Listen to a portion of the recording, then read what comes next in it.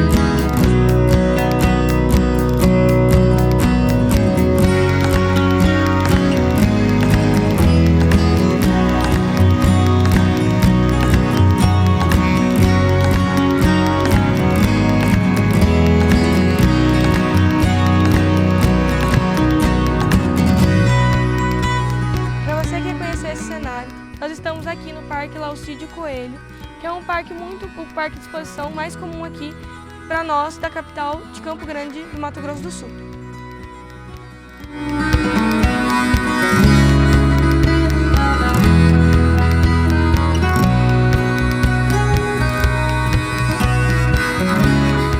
O Parque de Exposição Laucídio Coelho é um espaço para eventos localizado na nossa capital, Campo Grande, Mato Grosso do Sul. Foi fundado em 1933, logo este parque é o mais antigo da cidade. Como tradicional local de reuniões de produtores rurais, o espaço nasceu após a aquisição por parte da Acrisul, de uma área de 25 hectares da antiga fazenda Bandeira. E até hoje tem capacidade de receber um grande público e realizar vários eventos culturais.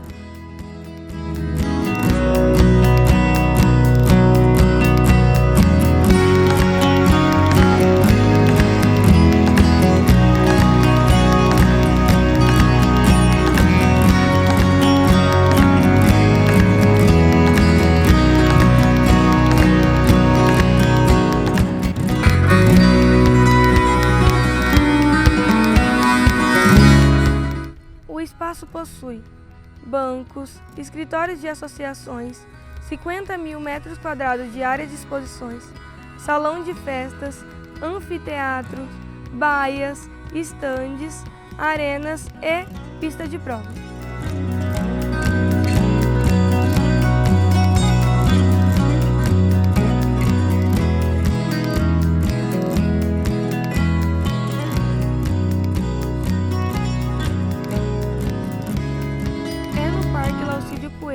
Que acontecem os grandes eventos, agropecuários, shows e os maiores leilões do estado de Mato Grosso do Sul, que chegam a reunir mais de 100 mil pessoas num único dia. Alguns eventos conhecidos como Expo Grande, Expo MS, Festa das Nações, Motor Road e todo ano acontecem feiras de artesanatos culturais aqui.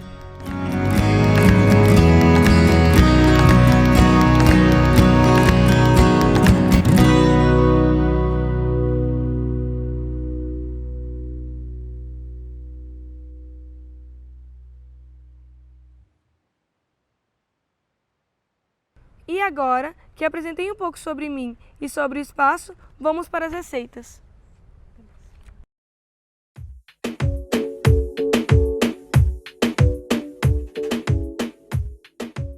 A nossa primeira receita é a sopa paraguaia.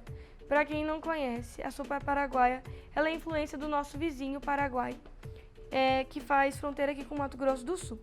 A receita ela tem duas histórias. A primeira é que um cozinheiro que fazia comida para um comandante da tropa paraguaia fazia sempre uma sopa comum, mas um dia ele decidiu inovar e acabou colocando um pouco mais de milho do que o normal e levando ao forno. A segunda história, que é mais conhecida aqui para nós, mato-grossenses, é que os viajantes faziam a sopa e levavam ao longo do trajeto. Só que como o tempo passava, ela foi endurecendo e virou a nossa sopa paraguaia. Outros costumes que os paraguaios também têm, que também coincide com o nosso, como a chipa, o tereré eles também costumam tomar, também a empada e outros salgados que são comuns aqui para nós também. Agora, eu vou mostrar um pouquinho dos ingredientes que nós vamos precisar. E para essa receita vamos precisar 500 gramas de floco de milho, 200 gramas de queijo caipira ralado, 2 cebolas médias picadas, 1 colher de fermento, 1 pitada de pimenta do reino, 1 colher de sal, a manteiga para estar refogando a cebola. Na receita original eles usam o óleo mesmo para refogar a cebola, porém eu prefiro a manteiga porque eu acho que ela dá um gosto diferenciado. E 3 ovos e 1 litro de leite.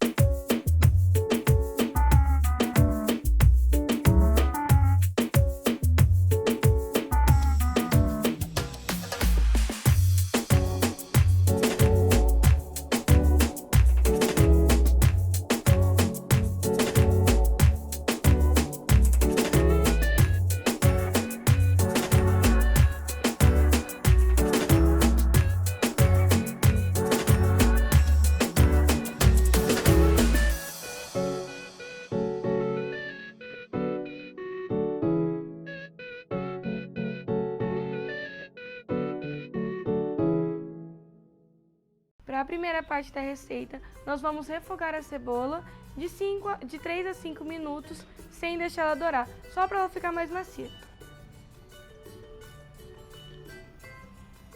Em fogo médio, acrescente primeiro a manteiga. Logo após, já pode vir acrescentando a cebola.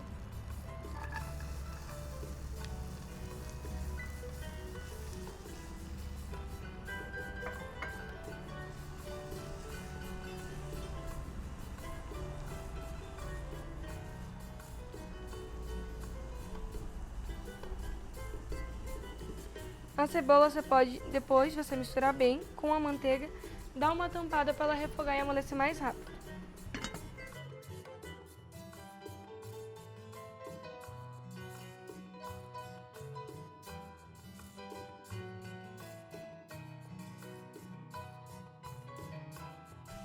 Enquanto a cebola refoga, nós vamos preparar os outros ingredientes no liquidificador.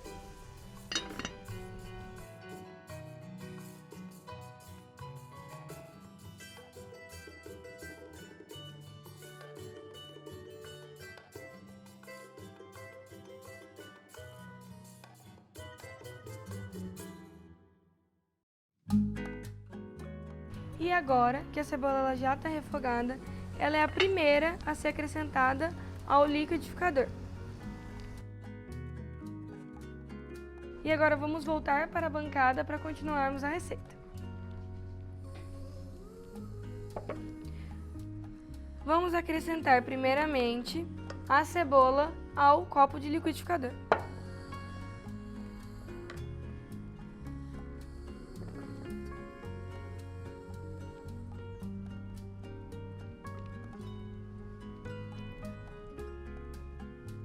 É muito importante que também a manteiga ou o óleo que você preferir usar para fritar vá junto com a cebola, tá? Não precisa escorrer.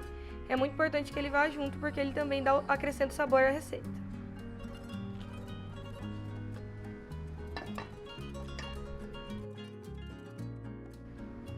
Após colocar toda a cebola dentro do copo de liquidificador, vamos para os ovos.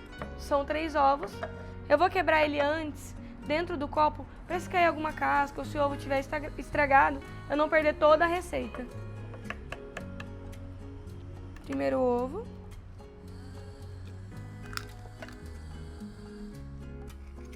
Visto que está ok, pode colocar dentro do copo de liquidificador.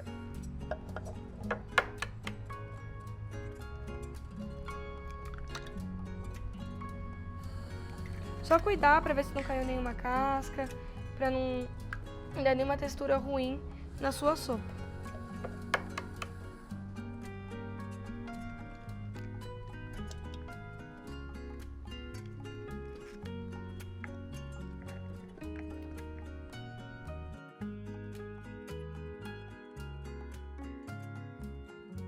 Após colocar os ovos, nós vamos para o próximo ingrediente líquido, que é o leite. Pode acrescentar todo, o litro.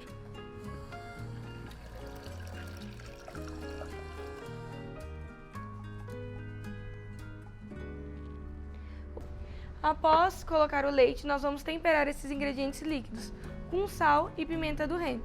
É sempre importante lembrar que o queijo também possui sal. Então, na hora de você colocar esse sal, se você gosta de comer uma sopa menos salgada, não colocar muito. Eu sempre coloco uma colherzinha de sal.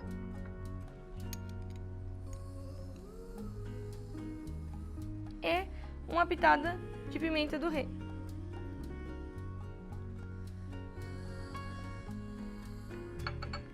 Após temperar a sua sopa, você pode já colocar o floco de milho e o queijo.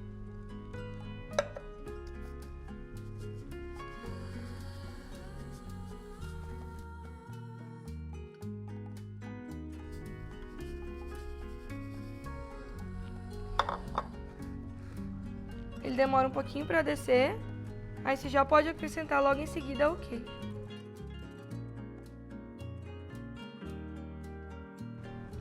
O queijo, ele vem 200 gramas. Você sempre deixa um pouquinho para você acrescentar em cima, tá bom? E vamos bater agora.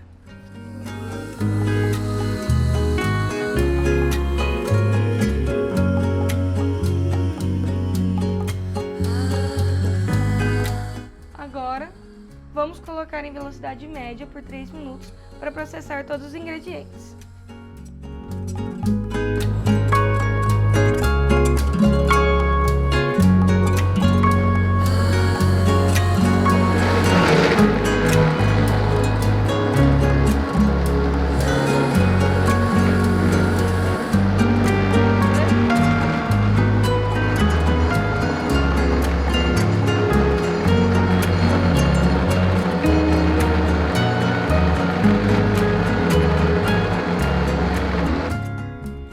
Após bater por 3 minutos, nós vamos acrescentar o fermento. O fermento em pó ele não pode ser batido, por isso ele é o último ingrediente a ser acrescentado. Eu coloquei uma colher de fermento. E vou mexer. Até ele incorporar bem na massa.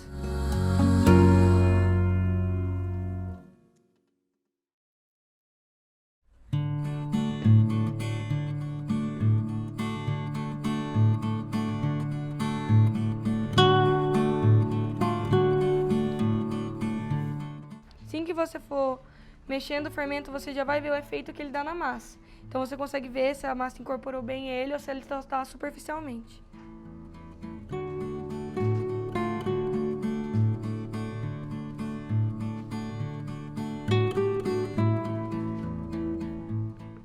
Após incorporar o fermento em toda a massa, nós vamos colocar na forma. Se você tiver preferência na sua casa por fazer uma forma grande, você pode pegar uma forma única, só que você teria que untar com manteiga e trigo. A forma que eu utilizei ela é para consumo nela mesma e ela não precisa untar. Ela tem 250 ml e ela rende 5. Essa receita rende 5 forminhas.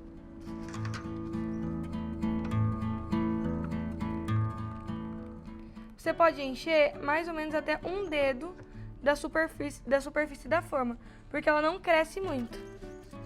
E a sopa paraguaia, ela cresce e tem tendência a dar uma murchadinha por conta do queijo.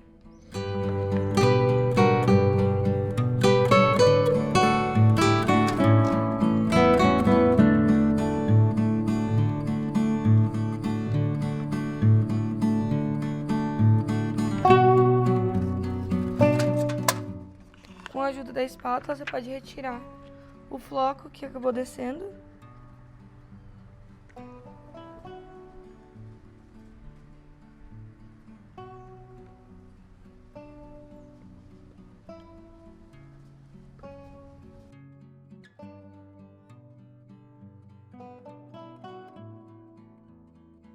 Tanto nessa forma quanto na outra, você precisa tampar ela para ela ir ao forno.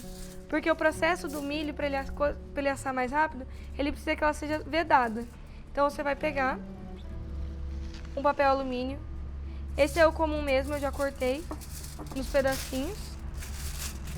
E vedar. Tentar vedar o máximo possível, não deixando nenhuma entrada de ar.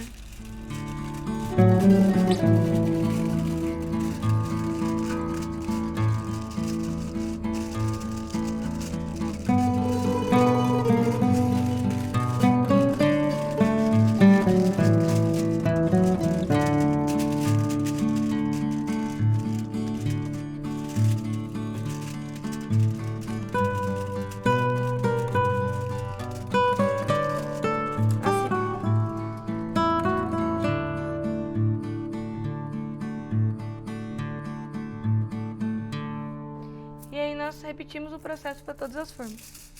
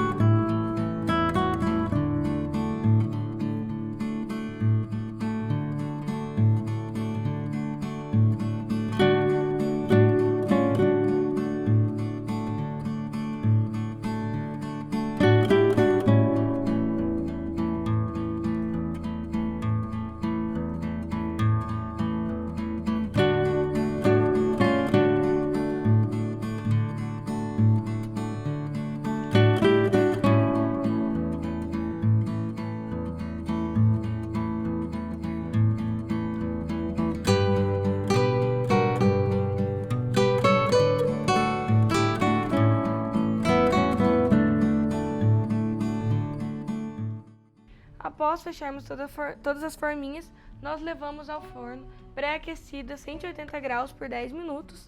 Ela vai ficar no forno tampada de 50 a 60 minutos. Após isso, você abre para ela dar uma dourada de 15 a 20 minutinhos.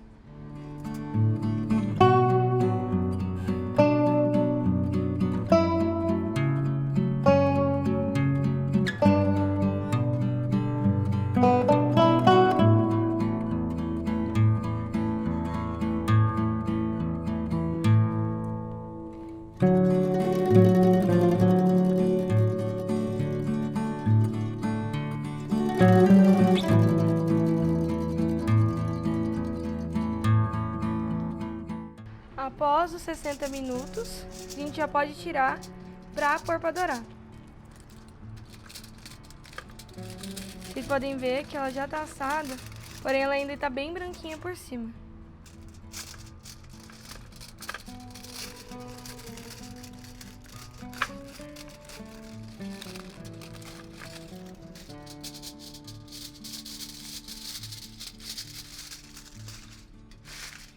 Voltamos ao forno por mais 15 minutos.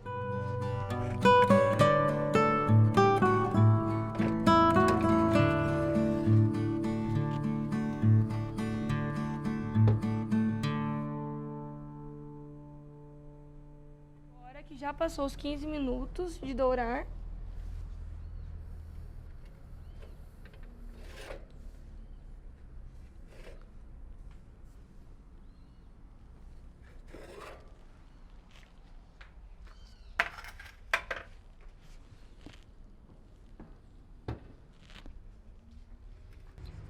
após dourar, tiramos do forno e deixamos resfriar por 15 minutos.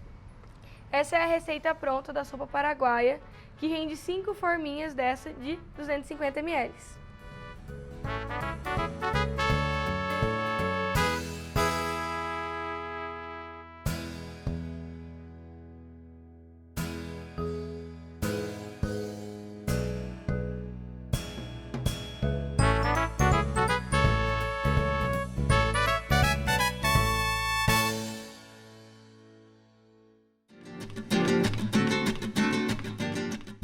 A nossa segunda receita é o arroz boliviano. Essa receita ela veio de origem do nosso país vizinho, aqui do nosso estado de Mato Grosso do Sul, a Bolívia. O intuito, a história dele é que eles costumavam pegar um arroz que já estava na geladeira e misturar com os outros insumos que tinham dentro lá já da sua geladeira. E aqui nós, do Mato Grosso do Sul, damos o nosso toquezinho e acrescentamos o bacon, que eles não eram acostumados, e também a banana da terra. Lá eles costumam sempre utilizar comidas muito verdes, usando pimentão, usando todas as cores do pimentão. Já aqui nesse nosso prato nós não colocamos. O que vamos precisar para o nosso arroz boliviano? 300 gramas de calabresa, 300 gramas de bacon picado, 3 bananas da terra picada, uma cenoura pequena ralada, uma lata de milho, meia cebola para carne, 300 gramas de carne moída, da sua preferência, eu escolhi utilizar o patinho, 250 gramas de extrato de tomate, 3 tomates cereja para decoração, fatiados. Esses são 3 temperos opcionais que eu decidi usar. E um tempero para a carne, pimenta do reino e queijo ralado para colocar em cima e levar ao forno. E é claro, 3 copos de arroz, que é a base natural. Ou você pode fazer o arroz para colocar na hora, ou você pode pegar aquele arroz que você já fez no dia passado para acrescentar na receita. E também vamos precisar de 1 colher de óleo para fritar também a carne.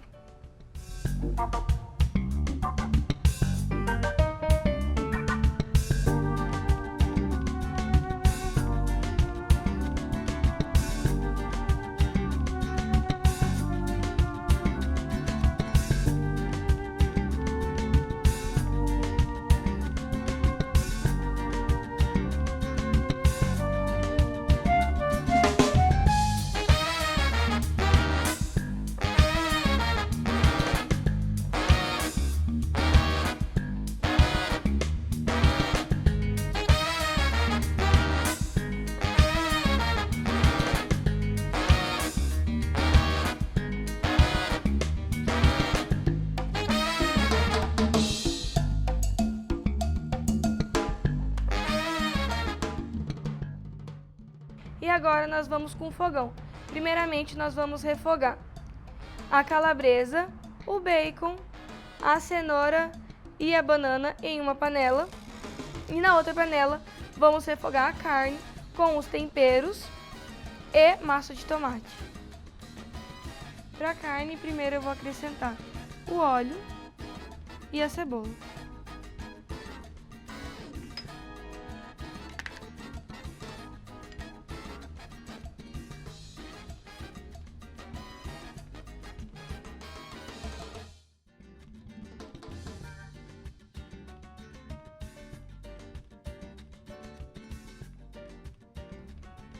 Enquanto a cebola dora, eu vou colocar o bacon. O bacon em si, você não precisa colocar óleo, porque ele mesmo solta.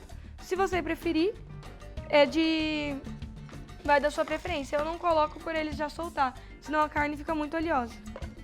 E já pode acrescentar a calabresa junto.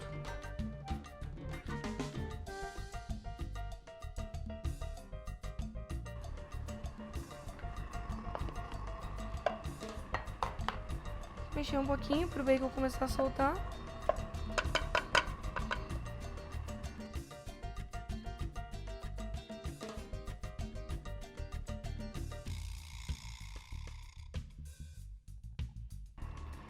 Na panela, quando a cebola começou a dar a primeira fritada, já pode ir acrescentando a carne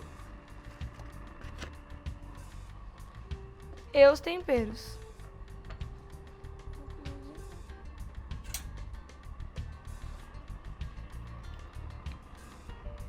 Lembrando sempre dos outros ingredientes que vão na receita. O bacon ele já tem bastante sal e a calabresa também. Então é importante não exagerar muito no tempero da carne, para que não fique um sal nas duas, para que o sal não fique muito acentuado. Tempero da carne. E mexer para misturar bem.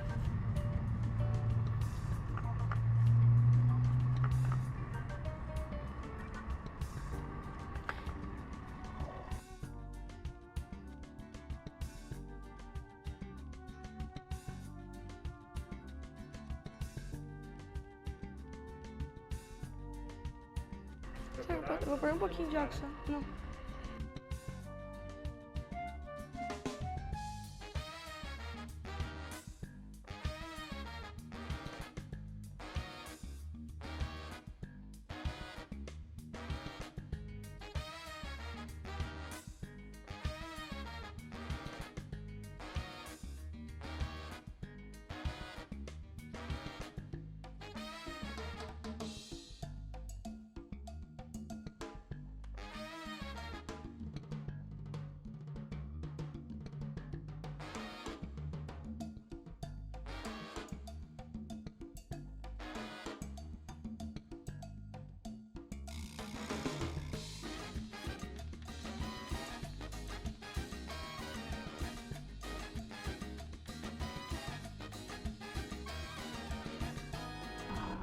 Agora que você já incorporou todos os temperos na sua carne, é só fechar e deixar ela refogar e soltar água.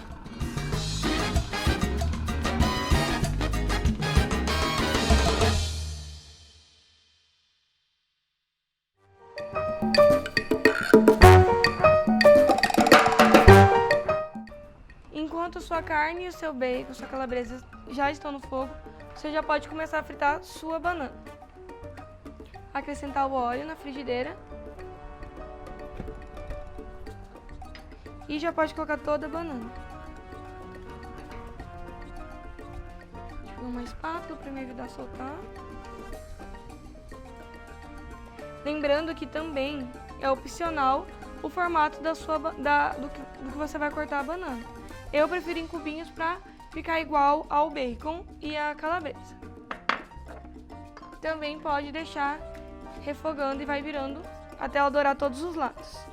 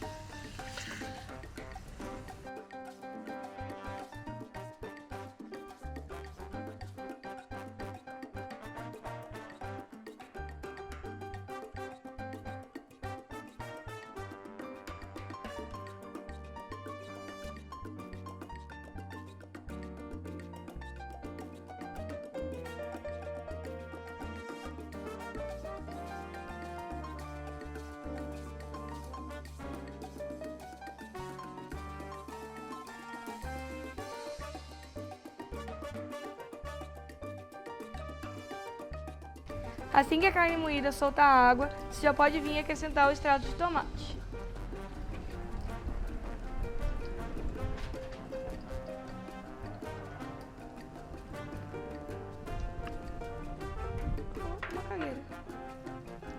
Mexe bem até misturar.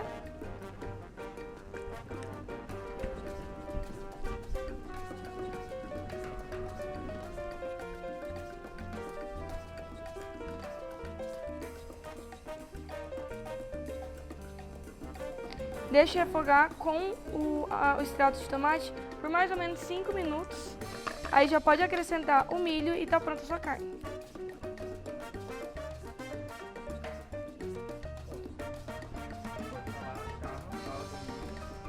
Após os 5 minutos, pode já acrescentar o milho.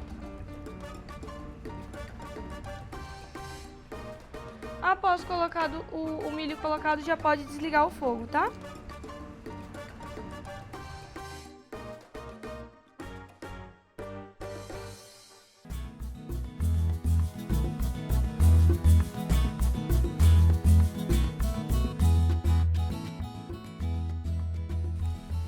Após reservar a carne, nós vamos voltar para a banana. Tem que tomar muito cuidado para ela não grudar. Assim que você vê que ela já deu uma douradinha, ó, de um lado, você já dá uma virada para ela dourar do outro.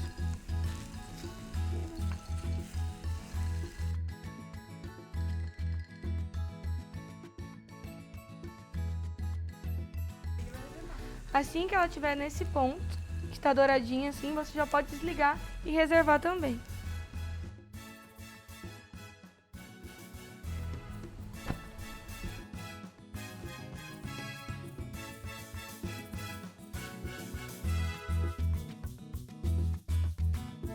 Agora que reservamos a banana, vamos dar uma olhada no bacon e na calabresa.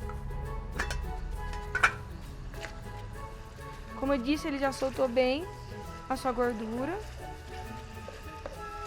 E agora ele vai começar a secar e dourar. Nesse momento em que tem a gordura, você vai acrescentar a cenoura para fritar.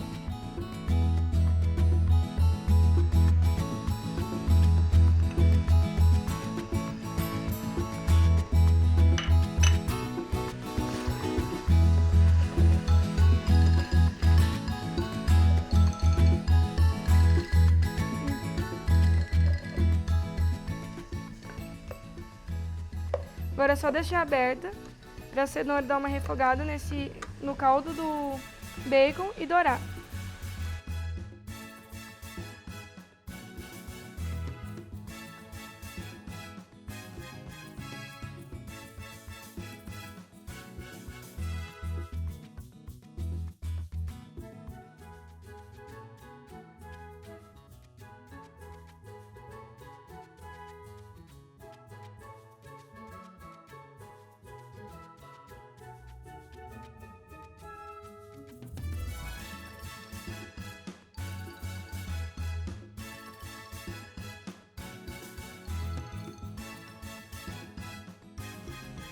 Agora que o bacon e a calabresa terminou de fritar, nós vamos desligar e vamos para a montagem do prato.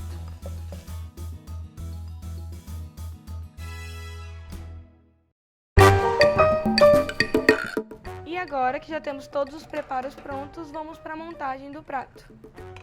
Primeiro vamos acrescentar o nosso molho à bolonhesa.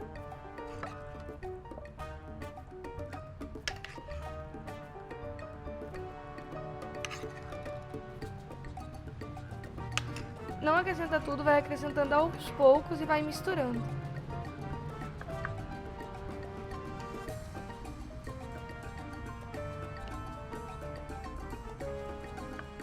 Quando você vê que o molho que você colocou já incorporou, você coloca mais um pouco.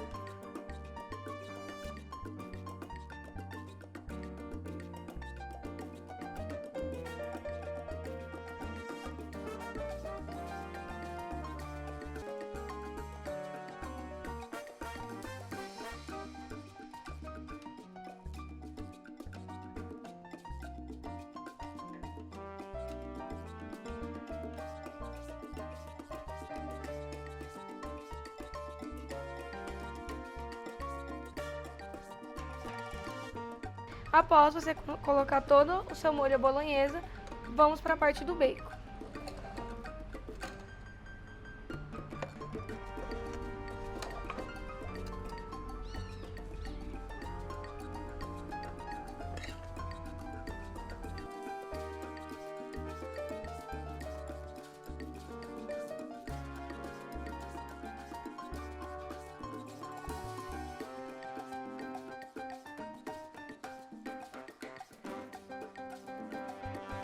Fazendo o mesmo processo do molho à bolonhesa, vai acrescentando aos poucos e vai até todos os ingredientes estarem incorporados ao arroz.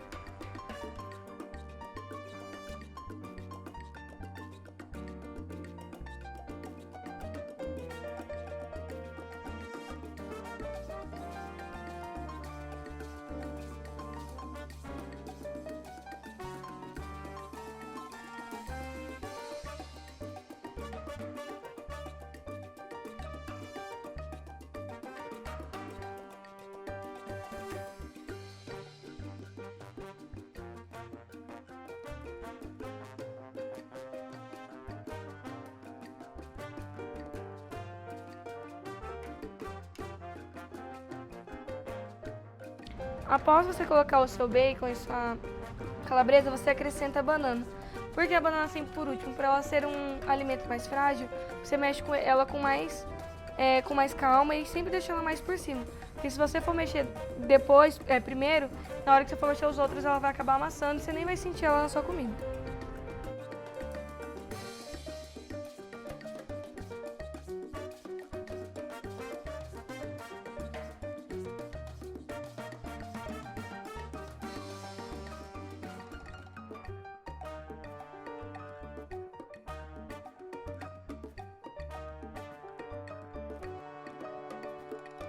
Bem devagarzinho você vai espalhando, mas sem apertar muito ou misturar muito ela.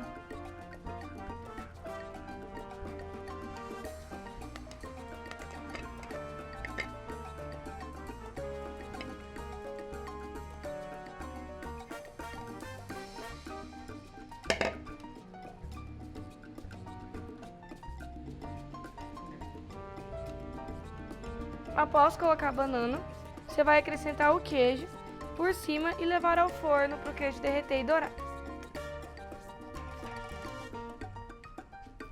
Aqui você pode usar tanto o mussarela quanto o queijo caipira, qual for da sua preferência.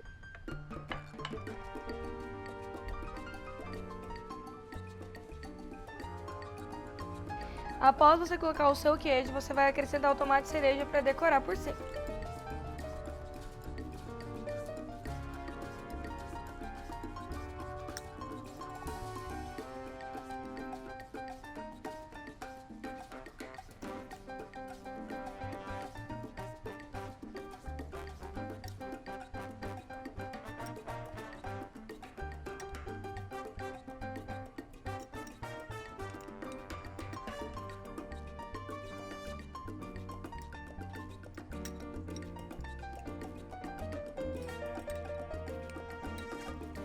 Após colocar o tomate, é só levar o arroz para o forno pré-aquecido em 180 graus.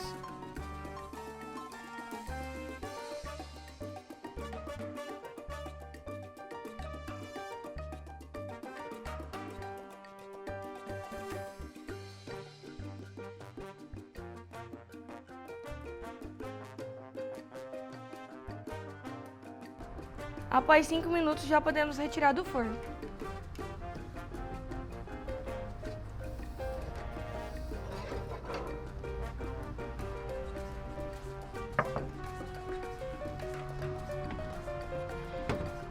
Com o queijo mussarela, em 3 minutos você já pode retirar do forno. Porém, como eu usei o queijo caipira, ele demora um tempinho mais para derreter. Porém, o intuito de levar o arroz para o forno é para que todos os ingredientes aqueçam novamente. Então esse é o nosso prato de arroz boliviano.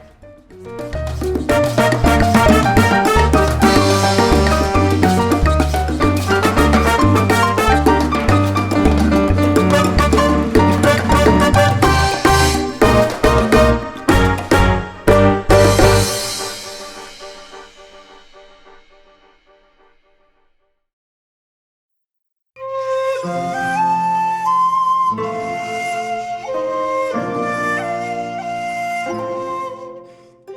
a nossa última receita é o soba.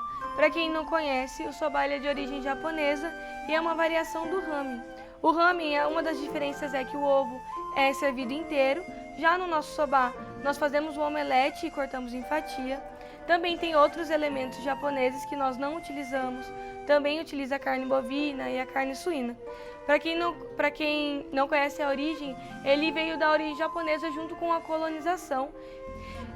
Nós temos aqui em Campo Grande, Mato Grosso do Sul, a Feirona Central, que é um ponto turístico nosso, que evidencia que em 2006 o soba foi considerado o nosso patrimônio histórico do nosso Pantanal sul-mato-grossense.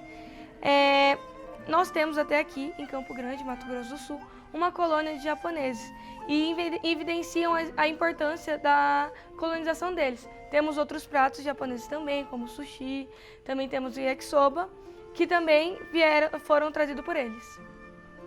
Os ingredientes que nós vamos precisar para o nosso soba: 5 ovos, 350 ml de água para 250 de shoyu, 700 gramas de carne, pode ser usado patinho, alcatra, nós preferimos usar o filé mignon nessa receita. Usamos uma cebolinha ralada, 2 colheres de manteiga, gengibre ralado e um macarrão de soba, 500 gramas de macarrão de soba.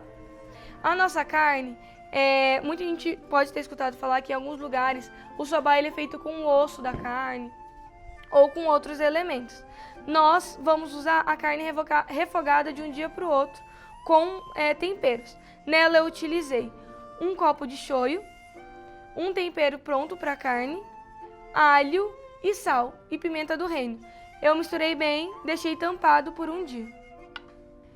O macarrão que eu vou utilizar nessa receita não foi eu que preparei, ele veio de uma família que é a mesma que fornece o macarrão para a Feirona Central.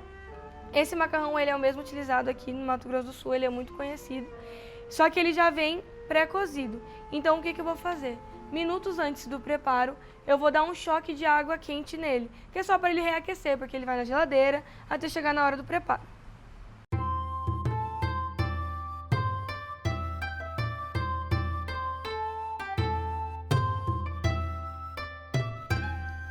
Com a panela no fogo, o primeiro passo é colocar a manteiga.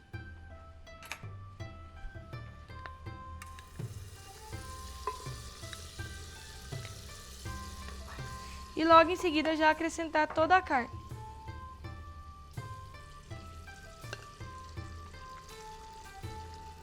A carne, é muito importante que o tempero que você utilizou nela vá com ela, tá bom? Porque é isso que vai dar o gosto.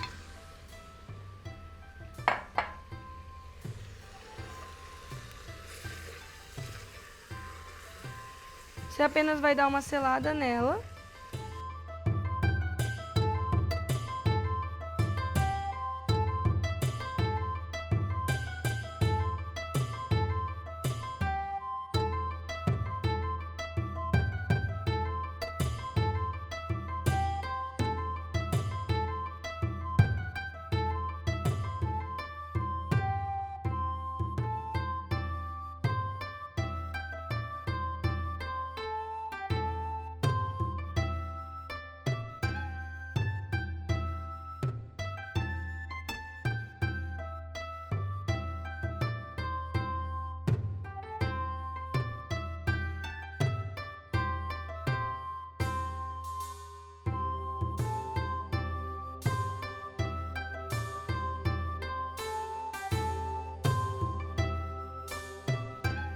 Assim que a carne estiver neste ponto, depois de selada, vamos acrescentar a água e o shoyu.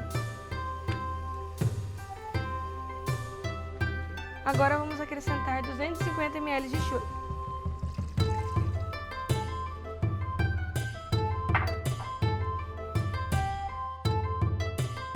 Vamos misturar. E logo após já colocar os 350 ml de água.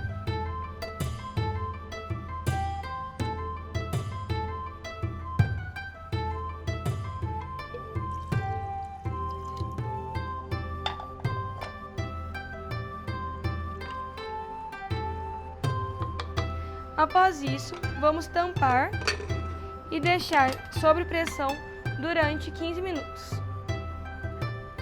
Com a panela tampada, vamos fazer o omelete que faz parte da montagem do prato.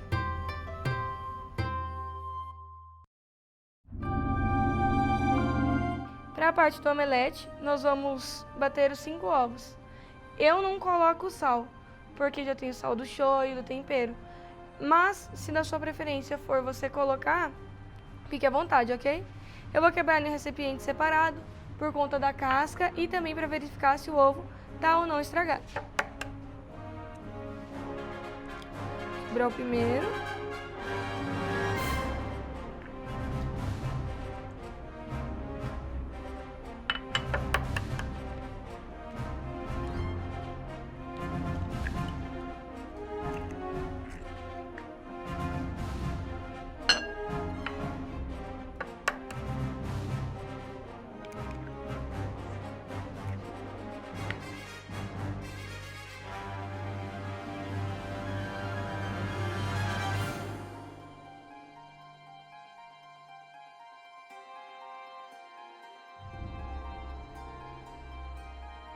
Ok, agora eu posso colocar as 5 gemas.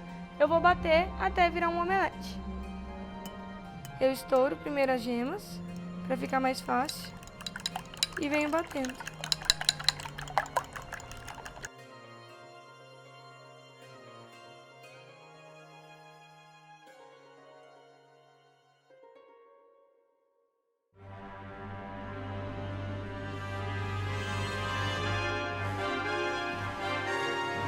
Quando tiver numa consistência mais líquida, já tá bom pra gente pôr na frigideira e fazer o omelete. Vou acrescentar primeiro o óleo.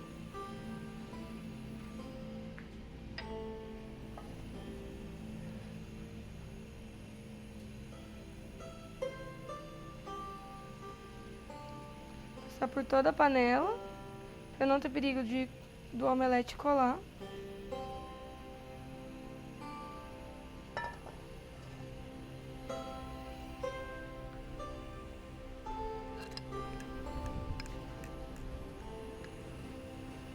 E já acrescentar o ovo. Conforme o óleo for ficando quente, você pode ir espalhando.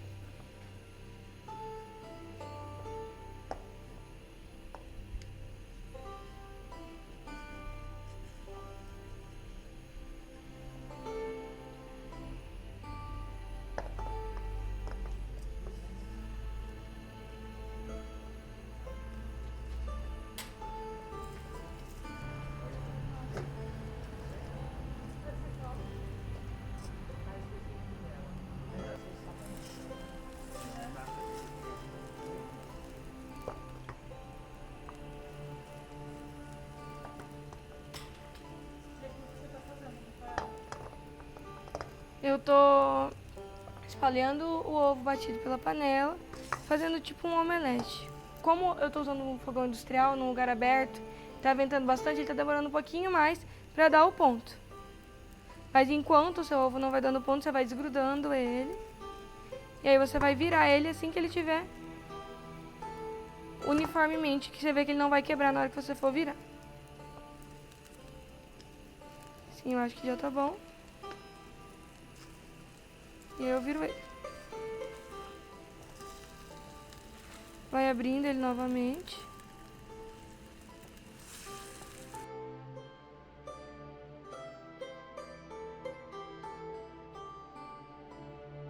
Após selado e pronto, nós reservamos ele para fazer o corte e usar na finalização do prato. Aproveitando, agora já está no ponto, já deu uns 15 minutos e vamos desligar a carne.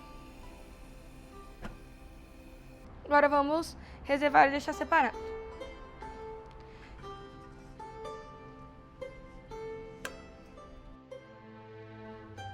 Agora que o ovo deu uma esfriada de uns 3 minutos, nós vamos cortar. É só enrolar ele bem. Cortar fininho.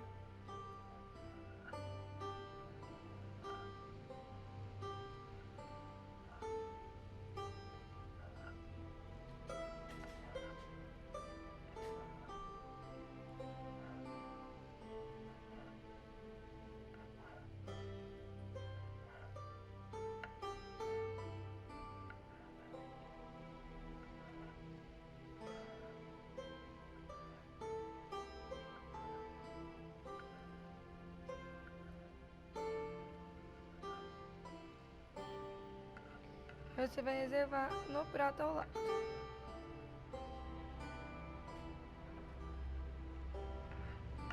Fazer esse processo em todos os omeletes e reservar para a montagem do prato.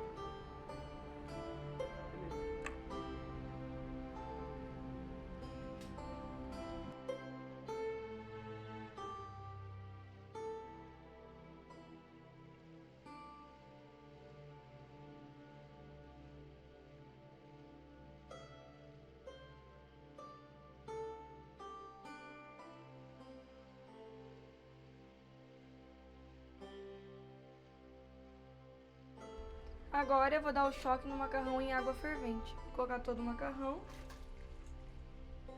Vou mexer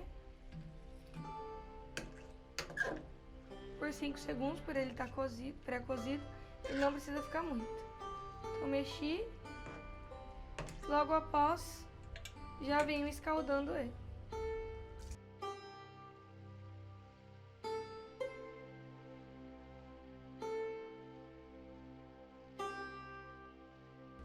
Retiro o excesso de água e ele já está pronto para montagem.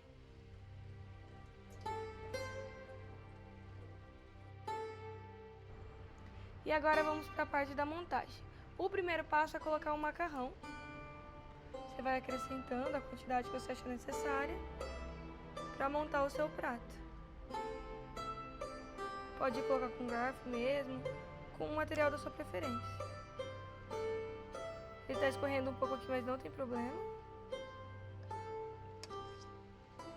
A quantidade eu sempre coloco um pouquinho acima da metade do potinho. O segundo passo é colocar um pouquinho do líquido da carne, do molho. E com o garfinho você vai fazer com que todo o macarrão passe pelo molho. Logo após, você vem com a cebolinha.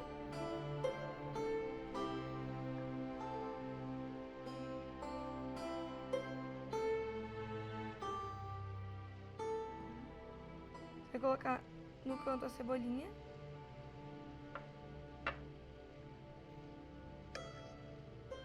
Na outra ponta você vai colocar o omelete.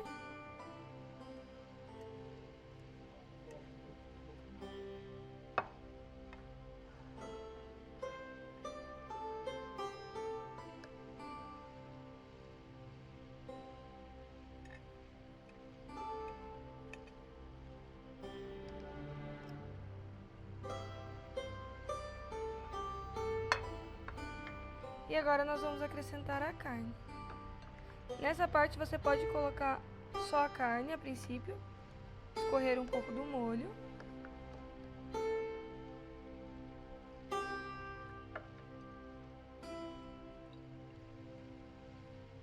Após isso é só jogar o molho por toda a superfície quando tiver pronto.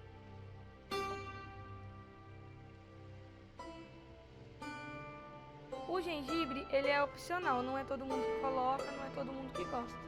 Neste eu vou deixar opcional, mas aí vai de vocês. É muito utilizado, tem gente que gosta, como eu disse, tem gente que não gosta.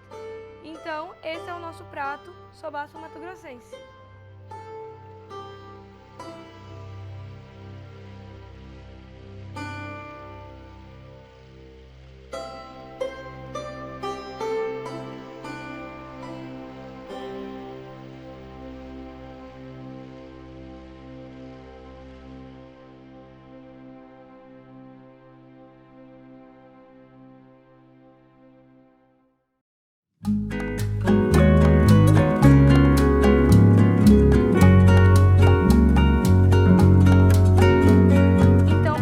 Essas são nossas 3 receitas e o intuito dessa oficina é mostrar a importância da miscigenação do nosso estado.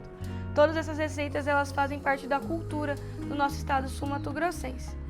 A sopa paraguaia, nós usamos ela muito como café da manhã, então essa é a ideia que a gente trouxe.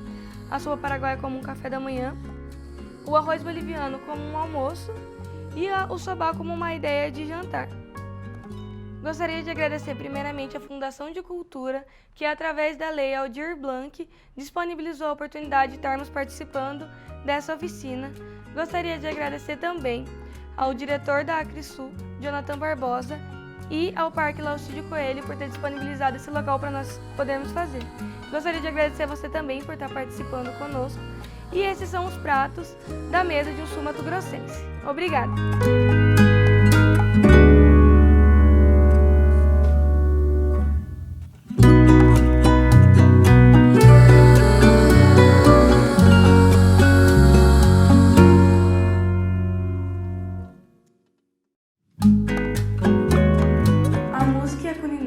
São os principais componentes da genética cultural do Mato Grosso do Sul. Mas, diferentemente de muitas regiões, onde também se verifica uma grande diversidade humana e ambiental, a identidade cultural do Estado, moldada pela mestiçagem de costumes e tradições, mesmo estando associadas aos legados migratórios e imigratórios, mantém um forte tempero regional. A identidade do Estado afirma-se ao sabor da gastronomia, da produção musical, artesanato indígena, artes plásticas, festas populares, danças, entre outros movimentos aqui do Mato Grosso do Sul. A formação cultural do sul-mato-grossense está associada, portanto, à diversidade das tradições trazidas pelos migrantes e imigrantes, mas algumas predominaram e deram essa característica do sul-mato-grossense. As manifestações artísticas locais, as músicas, a culinária se constituem nos princípios contemporâneos da genética do sul-mato-grossense e faz com que Campo Grande seja o centro de toda essa efervescência cultural. As músicas influenciadas pelas focas, guaranias e pelo chamamé embalam um cardápio plural e exótico. A culinária nasceu híbrida, com produtos que vieram dos portugueses, indígenas, africanos, asiáticos, bolivianos, paraguaios, entre outros, que vieram para agregar na nossa cultura culinária.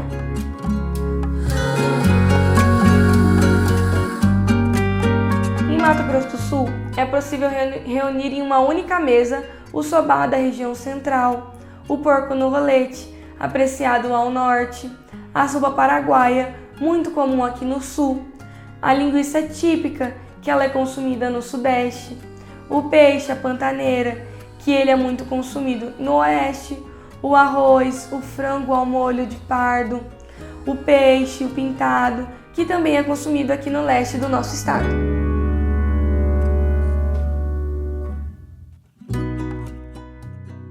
Vamos falar agora um pouquinho sobre os povos que chegaram aqui. Os italianos chegaram com Bernardo Franco Baiz, que também é representado aqui por nós sul-mato-grossenses e aqui de Campo Grande.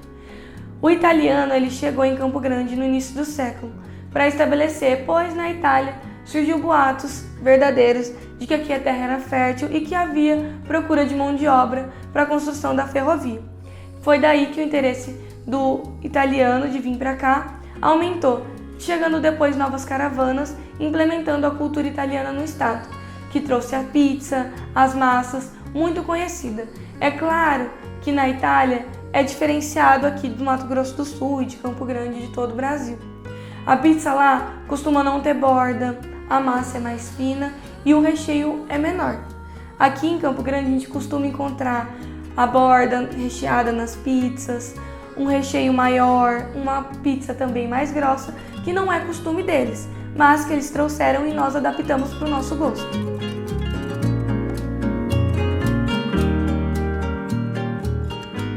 Vamos falar um pouquinho agora de como os japoneses chegaram aqui em Campo Grande. Teve uma crise no Japão que abalou e trouxe desemprego, superpopulação, guerras, que fez com que crescesse uma companhia chamada Companhia Imperial de Imigração. E através dela, no dia 18 de junho de 1908, um navio aportou aqui no Porto de Santos, trazendo 781 imigrantes, sendo que 26 famílias foram para o Mato Grosso do Sul, informados que lá tinham terras férteis, poucas exploradas, que o clima era agradável, além da notícia de que havia uma grande procura de mão de obra para a construção da nossa ferrovia do estado, que acabou chamando muito a atenção dos japoneses. No ano seguinte, em 1909, um grupo com 75 imigrantes, da sua maioria de Okinawa, partiu de Santos em um cargueiro fretado diretamente para Campo Grande. Com o final da construção da ferrovia no noroeste do Brasil, entre 1914 e 1915, muitos japoneses foram se fixando em Campo Grande. A venda de frutas e verduras ainda hoje se concentra na mão dos japoneses, tanto no mercado municipal quanto na feirana municipal. Quase nos anos 80, eles procuraram se estabelecer na região onde hoje é a feirana central, aqui de Campo Grande, trazendo seus pratos típicos, como soba, entre outros pratos, para eles se estabelecerem a sua venda. No começo era uma feira de rua, com o tempo foi crescendo os investimentos e hoje é o nosso patrimônio histórico, Feira Central.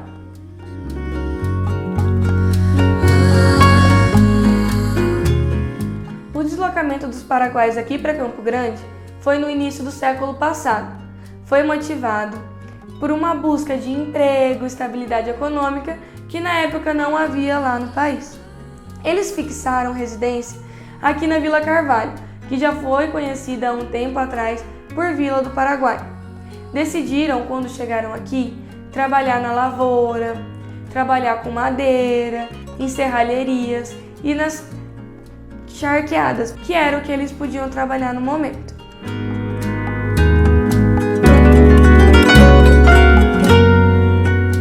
Os bolivianos, eles são conhecidos por serem um dos maiores públicos de imigrantes aqui do Brasil. Eles fazem parte de 5% da nossa população, e não é diferente aqui no estado de Mato Grosso do Sul, tendo se estabelecido na região desde a demarcação das fronteiras aqui do estado. Eles foram vindo, eles foram procurando moradia, e hoje eles fazem parte de um grande público da nossa cultura sul-mato-grossense.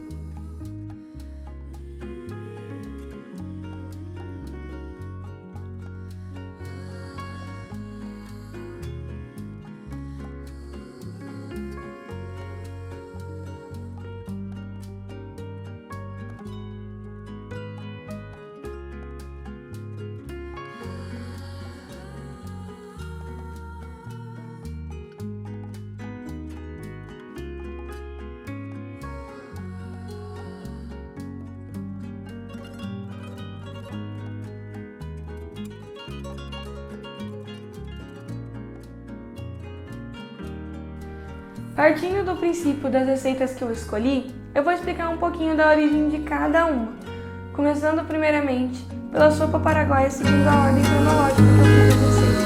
A sopa paraguaia é de origem do Paraguai, um país da flor de coco, da flor de laranjeira, da erva mate, e tem como base da sua história a fusão de duas culturas e tradições, a europeia e a Guarani do Sul. Uma característica dessa fusão é a cultura e o bilinguismo, que pendura até hoje, já que lá no país 80% dos paraguaios falam tanto o espanhol quanto o guarani e implementaram uma cultura chamada Juporá, que é a mistura das duas línguas, uma língua nativa deles. A culinária do Paraguai ela é riquíssima, rica em legumes, carnes, combinado com a tradição indígena e com as influências espanholas e italianas. Um dos pratos típicos é o vori-vori ou bori-bori, que trata basicamente de um caldo grosso que leva em si pequenas bolas de farinha, milho e queijo. Tal qual a Argentina e o Uruguai trouxeram bebidas típicas para lá, que é o mate, que nós também adaptamos pra gente, usamos da erva mate, tomado gelado, que eles também consomem lá no país deles. A gastronomia nacional do Paraguai também é baseada em produtos agrícolas e carne. Os ingredientes principais que você vai encontrar na mesa de um paraguaio é o milho, a mandioca e o amendoim. Os produtos mais conhecidos são a chipa, a sopa paraguaia que a gente falou, a chipa canduí, que é uma chipa um pouquinho mais densa do que a nossa, o amburu, a chipa do guaçu, que também é um tipo de biju, uma tapioquinha, o camburé, que também é uma tapioca, só que mais densa e mais molhadinha do que a gente come aqui. Agora vamos falar um pouquinho sobre as carnes que eles usam. A carne bovina é um componente presente em muitos pratos lá da região. Eles costumam usar ela tanto refogada quanto frita e sempre com muito sabor, utilizando sal, muita cebola e muito tempero. A cozinha internacional também tem um lugar em destaque na gastronomia dos paraguaios. Eles têm vários pratos requintados, deliciosas sobremesas, sem esquecer das diversidades de frutas que eles têm o ano todo. Lá é um país rico, todo ano floresce, todo ano tem frutas e as culinárias de fora utilizam para fazer vários tipos de pratos. As comidas típicas paraguaias são o resultado da combinação étnica culinária dos ipanas, da utilização de produtos nativos e de outros que foram introduzidos pelos espanhóis, tais como as verduras, o arroz, a carne bovina, entre vários outros. Os produtos básicos da culinária paraguaia é o milho, que ele pode ser moído, cozido, fermentado. Ele é utilizado na elaboração de vários outros alimentos, que foi a base do nosso prato, que é a sopa paraguaia. Como eu disse desde o início, o milho ele é muito representado pelos paraguaios. Eles sempre utilizam. E no prato mais cozinhado, que é a sopa paraguaia, que resulta na mistura de fervura, de farinha, milhos, ovos, queijo, e traz essa representação desse país tão rico tanto na gastronomia com carnes, com verduras, legumes e frutas. No Paraguai, você também costuma encontrar uns pratos que você encontra aqui em Campo Grande e em todo o estado, que é a nossa chipa, que também é tradicional deles, as empanadas, o bori-bori, que eu já expliquei para vocês um pouquinho, o guiçu-popó, que também é um tipo de sopa, e o pucheiro, que a gente costuma tomar aqui em Campo Grande quando está mais frio, quando a gente costuma fazer esses caldos. Então eles também vieram de influência deles, assim como a nossa sopa paraguaia.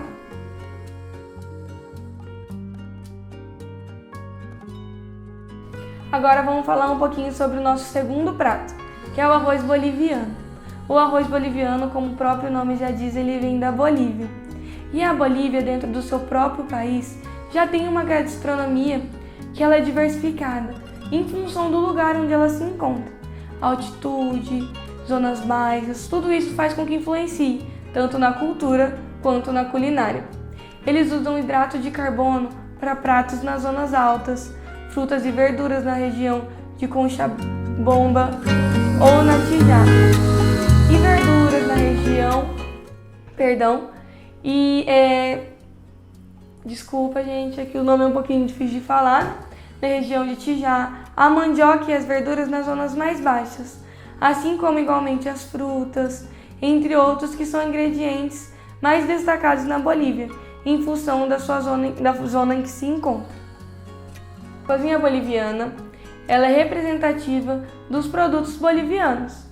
Os pratos nacionais mais típicos são as empadas salteadas, que é um tipo de risole à base de carne, de frango, batatas, azeitonas, ovos, também pode ser implementado queijo, ao qual pode-se acrescentar cebolas também, pequenas ervilhas ou outros legumes. O chunô, que são batatas salteadas a frio, utilizadas na sopa de cheiro ou em outros pratos tradicionais. Montado de lomo, que é ovos fritos sobre um brofeque, que é também conhecido por eles. Servido com arroz, platinado de fritos também, que é um tipo de banana. Picado del polo, que é um frango meio frito, meio assado no fogão, que ele primeiro cozinha, sumo, e depois ele coloca acompanhado pelas fritas, por banana, eles sempre costumam utilizar, que também foi um dos ingredientes utilizado no nosso prato, que foi tanto a ervilha, o milho, a banana, tudo isso eles já costumam utilizar na culinária deles, e nós pegamos para fazer esse prato. Eles também costumam a comer o porco ao leite de roli, acompanhado com o camote, palatelas suaves, como os platinos e fritas, ou seja, ele tem uma culinária bem rica, tanto usando todos os tipos de carne, bovina, suína e as aves. Também costumam utilizar pimentão. Os pratos da Bolívia são conhecidos por serem bem coloridos, por utilizarem frutas no meio da sua composição, coisa que também é muito rica aqui no Mato Grosso do Sul e nós também utilizamos. Como eu já tinha dito no início para vocês, as comidas da Bolívia dizem de acordo com sua região do país. Nas cidades de região ocidental ou indígena, a base dos pratos é o milho, o queijo, a carne suína, ovinos, batatas e pimentas. Já nas cidades do Vale, região central, como a Comboba, Tarija, são bastante verduras, batata, o milho e a carne bovina. Na região oriental, Santa Cruz, Beni e Pani, os pratos são a base do arroz, da mandioca, que é o aipim, da carne, dos queijos e derivados de aves. E nós fomos baseados, a nossa receita do arroz boliviano veio de Santa Cruz, que é onde eles utilizam o arroz e a mandioca e a carne. Nós utilizamos a carne e a mandioca muito conhecida e colocamos as verduras que está sempre no prato de um bom boliviano. Agora vamos falar um pouquinho sobre as comidas típicas de lá. A primeira é a empanada de arroz. Como eu disse, eles usam muito o arroz. A empanada ela é uma reutilização do arroz para fazer novos alimentos. A folha da coca ela é muito consumida em áreas de altitude, pois ela ajuda a amenizar, quando você amasca, a amenizar os efeitos que a altitude faz no nosso corpo. Também usam o lucro carreteiro, as salsichadas, as humitas, entre outros pratos. Também usam muito as empadas que a gente costuma comer, o masaco e as trutas para implementar os seus pratos.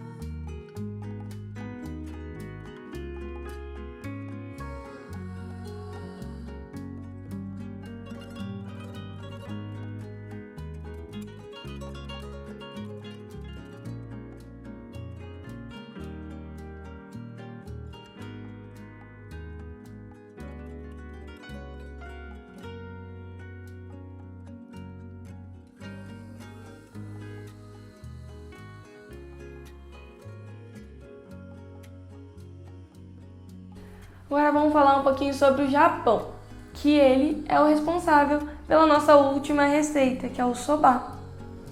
O soba ele é de origem japonesa, como eu já disse. E o Japão ele é muito querido aqui no Brasil. A culinária japonesa ela é admirada e consumida em vários outros países no mundo afora. E aqui no Brasil a gente consegue encontrar vários restaurantes especializados em sushis, sashimis, temakis, shimejis, entre outros vários pratos japoneses que pegou gosto aqui pelos brasileiros. Esses pratos famosos não compõem esses pratos eles não compõem o dia a dia de um japonês. Sim, eles consomem peixes crus, peixes fritos, frutos do mar, porém a culinária japonesa vai muito além disso. A culinária vai muito além disso, do que geralmente encontramos só nos restaurantes aqui do Brasil. Lá o arroz, chamado de gohan, que é um arroz diferente do nosso, ele tem uma consistência diferente do nosso. Aqui a gente costuma comer um arroz mais soltinho, lá é diferente. Lá o arroz dele ele é mais juntinho. E eu vou explicar isso depois, pois o japonês ele gosta de pegar para comer a comida. É indispensável lá no Japão, em todas as refeições, o gonan, bem como a sopa de pasta de soja, chamada de misohiro, que lá eles consomem junto com o arroz também. Outros pratos típicos do Japão é o macarrão, o soba nosso ou o odum deles. Usualmente, os japoneses eles consomem o macarrão para substituir os pratos que levam arroz. Eles são servidos em tigelas fundas, cheias de legumes, cores, em peixes, carnes, o que preferir no momento. Outro prato que também é consumido que é uma bebida. No Japão, eles costumam tomar o chá puro, sem açúcar. O chá deles levam ervas. As ervas deles também têm ervas brasileiras, que ele é consumido para ajudar na digestão, pois o arroz pode ser muito pesado, o macarrão também. Todas as massas elas não são leves. Então o japonês ele tem o hábito de tomar chá, uma coisa que é meio que nós, né, sul-mato-grossenses, não tomamos. Chá quente ou sem açúcar junto com as refeições. É uma cultura peculiar deles, mas isso ajuda na digestão e eles sempre estão utilizando. Em alguns restaurantes aqui de Campo Grande, você encontra a opção de pedir o seu chá. Em restaurantes japoneses se encontra, mas muita gente nem conhece e acaba nem experimentando para entender um pouquinho dessa cultura. Lá no Japão, eles têm uma cultura muito legal, chamada os 5 sentidos. Para quem nunca estudou sobre o Japão ou nunca foi lá, o Japão ele é um país de muitas crenças. E uma dessas crenças é o budismo. O budismo ele se concentra na maioria dos japoneses.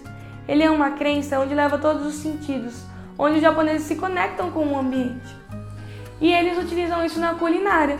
Na culinária existem os 5 sentidos. Os primeiros 5 sentidos é o do ver, que é o paladar, o olfato, o tato, a visão e a audição. Muitos pratos você come com a mão, que é para ter o tato da comida. E é claro, você já viu um sushi, ele é todo montado, todo bonito, pois é muito do comer com os olhos. Os japoneses eles gostam do prato bonito, colorido e bem montado. Também como o cheiro, que eles costumam utilizar muito. Também como o ouvir todas as comidas tem um pouco de crocância, entre outros aspectos. Já o segundo sentido são as 5 cores. No Japão, diretamente ligado ao budismo, eles utilizam as 5 cores para montar os seus pratos. É o branco, o preto, o vermelho, o verde e o amarelo. É claro que eles não levam em questão apenas o budismo.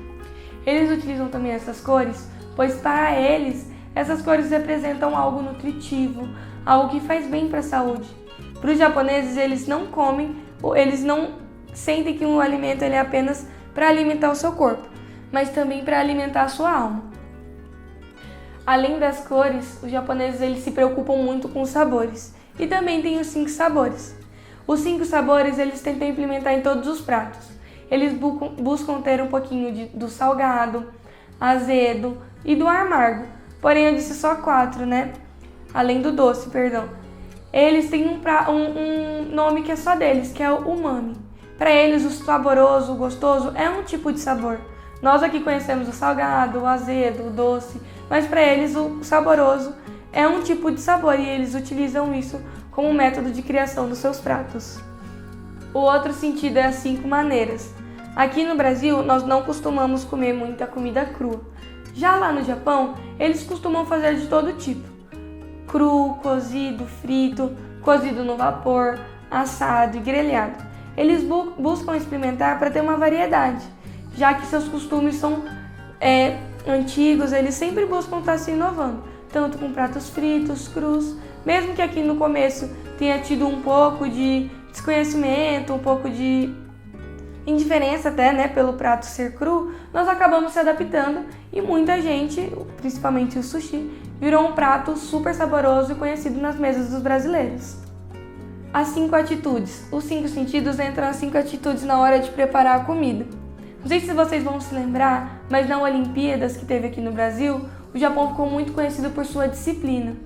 Com o budismo, ele tem uma grande influência na sua cultura japonesa. A gastronomia não é diferente.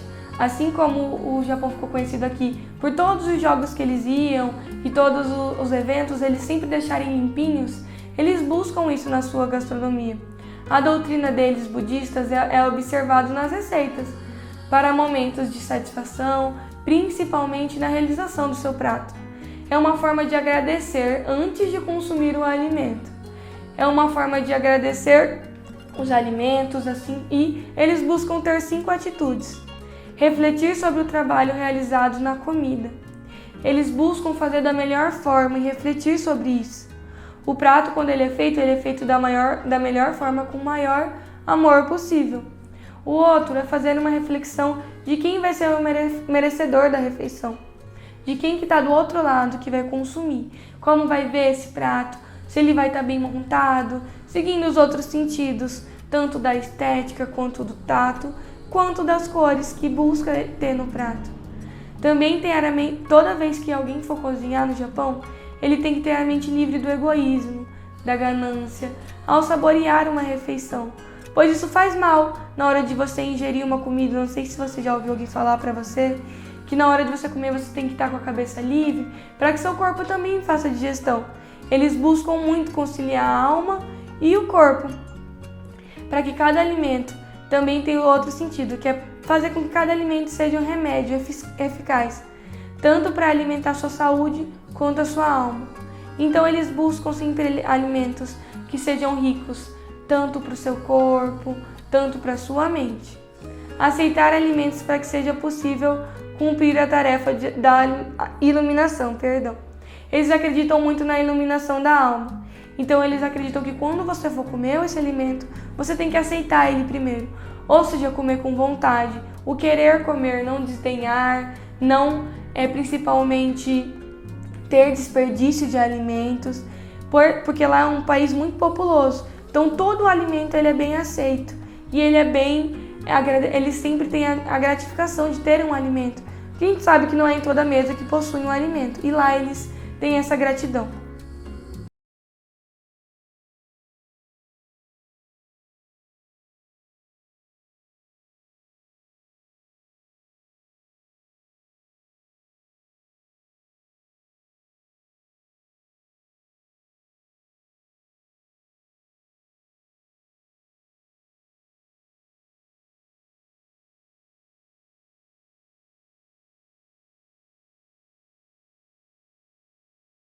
Meu nome é Rafaela e eu tenho 18 anos. Eu sou acadêmica de Educação Física, mas a minha primeira opção era fazer gastronomia. Só que como a gente não tem aqui na UFMS, a opção do curso, e por questões financeiras eu consegui bolsa 100% só em Educação Física, eu acabei optando por ela. Um dos meus livros preferidos é o da Iracema, Cheiros e Sabores, do Mato Grosso do Sul, que é porque ela fala bastante sobre a nossa cultura, culinária, né? Porque a culinária também é a cultura de um povo, é o saber de um povo, e ela coloca tudo aqui no livro dela. Eu também tenho o costume de ver vários treinamentos de vários culinários, né? Eu gosto de pesquisar muito sobre o Dudu Rajala, que ele recebeu vários prêmios, e ele é aqui do nosso Mato Grosso do Sul. Eu também gosto muito do De La Point, que passa na emissora, né, aberta, e ele fala também sobre alguns pratos aqui da nossa região. Eu também aprendi muita coisa, eu pesquisei e fiz muitos cursos porque eu gostava de vender para ajudar minha mãe. Eu ia na Praça do Imigrante, que fica aqui no centro de Campo Grande, vender, então eu aprendi vários doces, vários pratos salgados. Eu busquei saber mais da culinária até para ajudar minha mãe.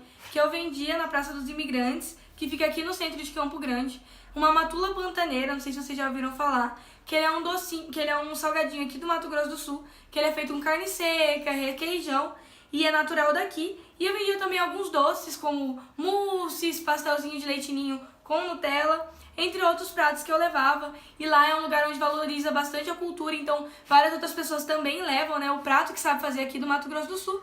E eu aprendi esse especialmente para levar para lá, pesquisando entre vários cursos que eu fiz pela internet. Graças a Deus a gente consegue encontrar vários cursos gratuitos onde a gente consegue aprender bastante coisa.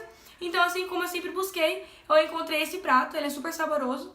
Mas eu não fiz ele, né? Eu iria fazer ele, eu só não fiz ele porque eu gosto muito da Iracema e eu escolhi homenagear ela, já que ela não tá mais entre nós.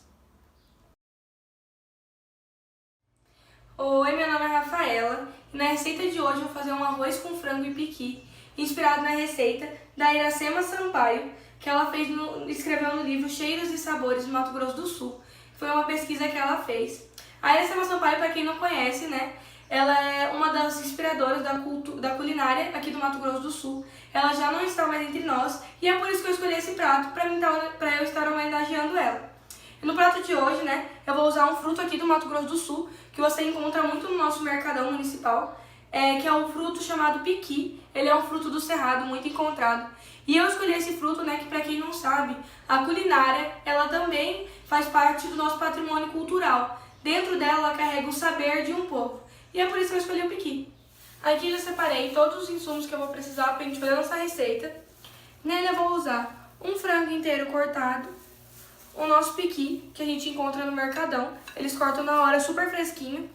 Pimenta biquinho, uma cebola, alho, o nosso arroz, cheiro verde com salsinha e cebolinha, um tempero com iguarias aqui do Mato Grosso do Sul, que a gente usa para temperar o frango, e o urucum. Eu aprendi a usar o urucum numa receita que eu faço muito, que é o peixe ao molho urucum, o pintado aqui de Mato Grosso do Sul, que ele fica uma delícia. Ele serve para realçar a cor dos alimentos e o piqui vai dar o gosto com o urucum realçando a cor. Na receita da Iracema, que é a que eu vou homenagear, ela usa apenas o arroz, o piqui, cebola, alho e o nosso cheiro verde. Mas eu gosto de acrescentar algumas coisas que eu fui aprendendo conforme eu fui cozinhando, e aí eu acrescento os temperinhos, mas isso é o meu gosto, tá? Vamos para a parte do preparo. Com a panela já aquecida, você coloca o óleo. Após o óleo, você vai estar colocando o alho e vai fritar ele até dourar.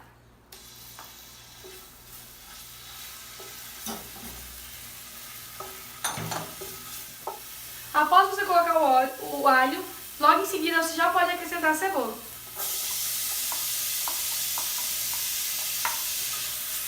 E vai mexendo até os dois ficarem dourados.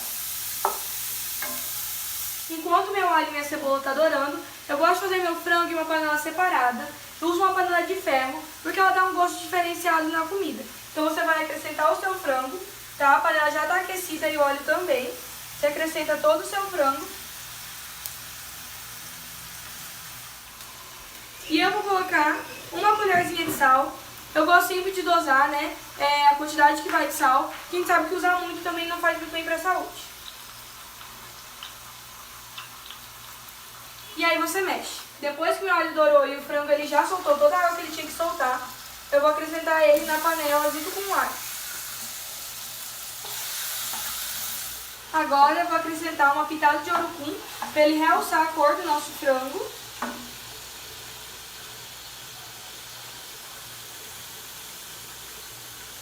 Já adorei meu frango com urucum. Olha que cor linda que ele ficou. Agora eu vou colocar esse temperinho com iguarias para dar um gostinho a mais no nosso frango, tá? Com o frango ele quase frito, até porque o piqui ele não pode ficar muito tempo, então o frango ele já está preparado. Eu vou acrescentar o arroz. Com o meu arroz fritinho, ó a corzinha que ele já tá, eu vou acrescentar o piqui e mexer tudo. Até mesmo pro piqui dar uma fritadinha, pegar o sabor do frango, o arroz também pegar o sabor do piqui, só você mexer tudo. Olha só, depois que eu misturei tudo, olha o contraste que o piqui deu no frango, a cor linda que ficou. Agora eu vou vir acrescentando a água para cozinhar tudo junto.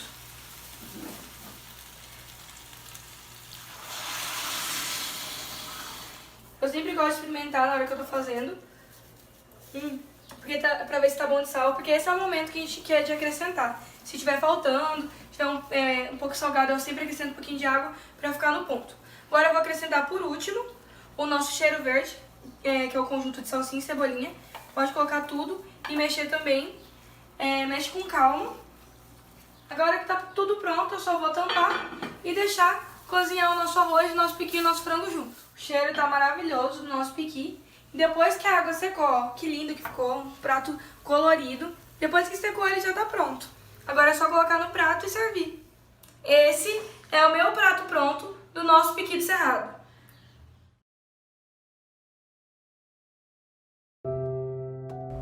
Meu nome é Rafaela Natiele Fávero. Eu sou natural de Pimenta Bueno, Rondônia. A origem da minha mãe é aqui do Mato Grosso do Sul mesmo, e a do meu pai é uma mistura. Meu avô veio ainda pequeno da Itália e minha avó é baiana.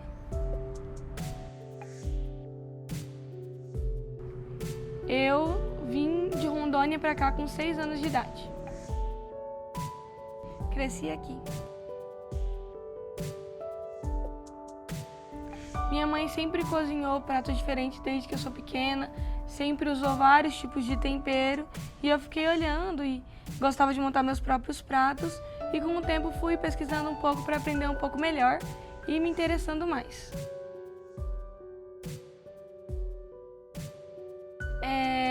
Os pratos em questão de escolher essa cultura foi porque são pratos que a gente tem curiosidade de conhecer. Por exemplo, por que a sopa paraguaia virou um dos nossos patrimônios. Porque o sobá, que veio de tão longe, do outro lado do mundo, virou o nosso patrimônio também. Então eu gostei porque eu tive que pesquisar um pouco mais sobre isso e entender e trazer para vocês também essa curiosidade. A experiência de ter feito a primeira oficina foi bem diferente dessa. Foi bem caseiro, né, no momento de fazer. Foi bem, digamos que é mais fácil, né, do que com uma produção toda por trás. Mas trabalhar com piqui, ele é um fruto do cerrado, é um fruto já nosso, então ele é fácil de encontrar. Não tive dificuldade, como tive que pesquisar nessa. E foi bem tranquilo fazer uma receita que eu já conhecia, que desde pequena minha mãe costumava fazer. Eu só pesquisei mais, né, para entender o que os outros cozinheiros faziam e coloquei um pouco do meu toque também nela.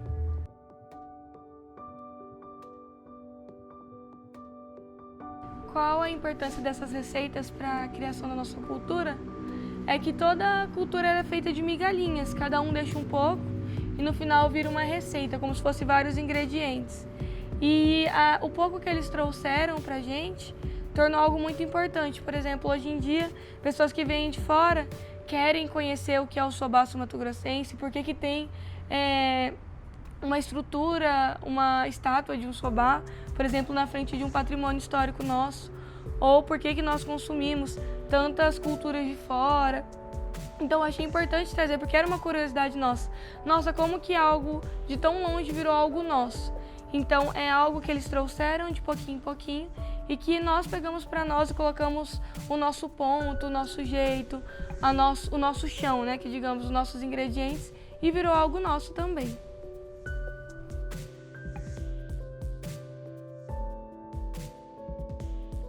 Por exemplo, as variações que nós temos. O lamen é diferente do nosso sobá. O sobá ele é feito de um preparo diferente, tanto o ovo quanto a carne, é tudo preparado de uma forma diferente. A sopa paraguaia também, aqui nós costumamos deixar ela um pouquinho mais dura do que lá. Lá ela é um pouquinho mais molinha, eles costumam usar mais o milho verde mesmo, nós usamos já o flocão, o arroz boliviano. Lá da Bolívia eles costumam utilizar muito pimentão, coisa que nós não temos muito costume. Eles usam bastante pimentão, eles incorporam a azeitona, que nós não incorporamos no prato, entre outros ingredientes que nós não utilizamos e nós colocamos a nossa cara neles.